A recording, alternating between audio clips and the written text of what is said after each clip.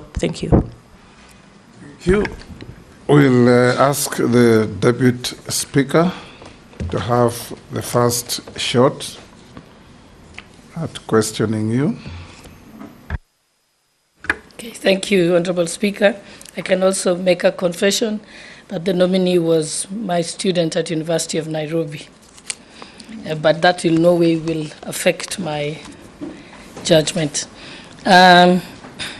Honorable Soipan, like you said, that the defense docket is highly regulated by law and rules and standing orders and military procedures. We have the Constitution and the Kenya Defense Forces Act, which establishes the position of Cabinet Secretary for Defense, who is then the principal advisor of the President on defense policy, while we have the Chief of Defense Forces, who advises the military on operational and administrative matters.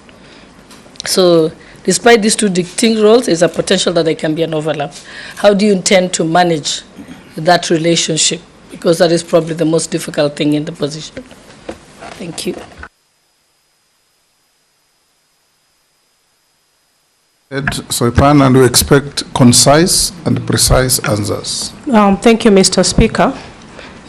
In terms of my role as CS for Defense, upon confirmation by this committee, I understand my role as being that of principal advisor to the President on matters of policy, also a heavy advisory role to Parliament on matters policy formulation, assessment of the capabilities of the Kenya Defense Forces, and any attendant action to ensure maximization of our capability.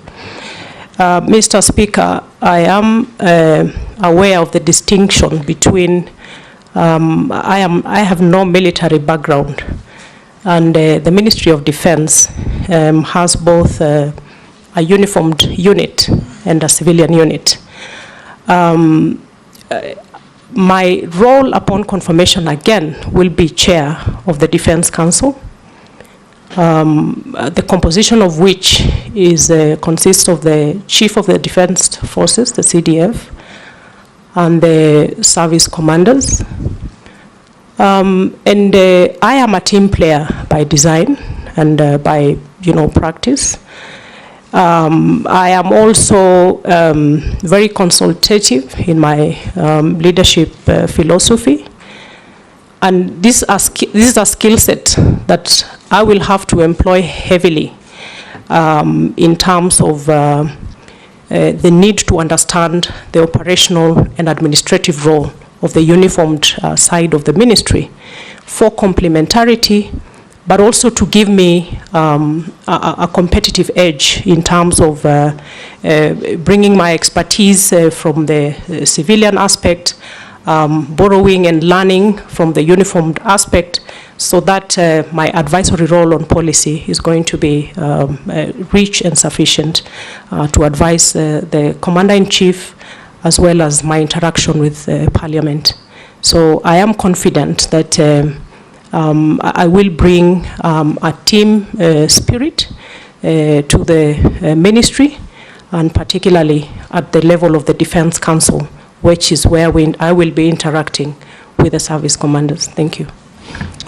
Majority Leader. Thank you, Honorable Speaker. CS nominee, being one among the lucky 10 or so who were reappointed after the dismissal, what would you tell us would be at least one of your key achievements as Minister for Environment and Climate Change before the dismissal? And also Kenya having hosted the African Climate Change Summit last year, and being one of the principal proponents of carbon markets trading.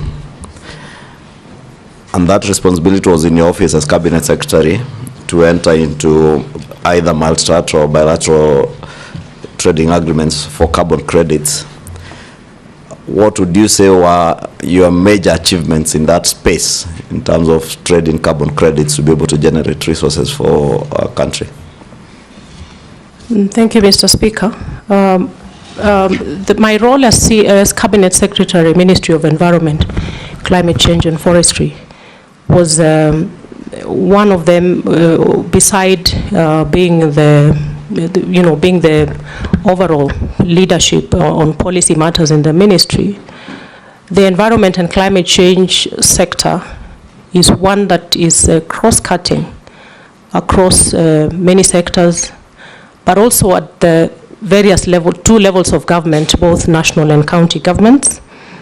I pride myself in successfully coordinating the various players in the environment and climate change sector, to the extent that Honorable Majority Leader, the success of the Africa Climate Summit, for example, was really a global event that brought the world to Nairobi and required a lot of heavy coordination. My other key priority as a CS Ministry of Environment was our ecosystem restoration program, the 15 billion tree growing program, which again, I believe I attained a significant amount of success in rallying the country to appreciate, right from individual Kenyan levels to ministries, departments and agencies and the various levels of players, to come together and rally around ecosystem restoration as a critical component of our climate action. The Africa Climate Summit was a success by all design, in that Kenya did a heavy lifting of a job in spotlighting the potential for Africa to become a very critical solution provider for the climate action, the globe over, and dispelling the prevailing portraying of Africa as a victim, as you know, the underdog in terms of the area of climate action, and posturing Africa, Kenya, as part of a critical solution provider. In the issue of carbon markets, Honorable Speaker, again, it's a mark of success for me. Kenya is touted as the top leader in carbon trading in the region of Africa. But in terms of the transparency of it, how much it impacts the lives of everyday Kenyans, and how much of that profiling of Kenya as top in the carbon markets contributes to the GDP of the country was really not there. And what I did immediately I came into the ministry was focus on formulating a legal framework through amendment of the Climate Change Act to bring transparency, accountability, and bring out the issue of benefit sharing for communities around the carbon markets. And it is instructive to note that carbon trading is a very nascent space over the globe now as a form of innovative climate financing. And just immediately before I left the ministry, we had already set up structures ready for full implementation of the new legal framework around carbon trading. And I believe it's going to be of benefit to Kenyans. It's going to be of benefit to investors in the form of project proponents, and most importantly, to communities. Thank you.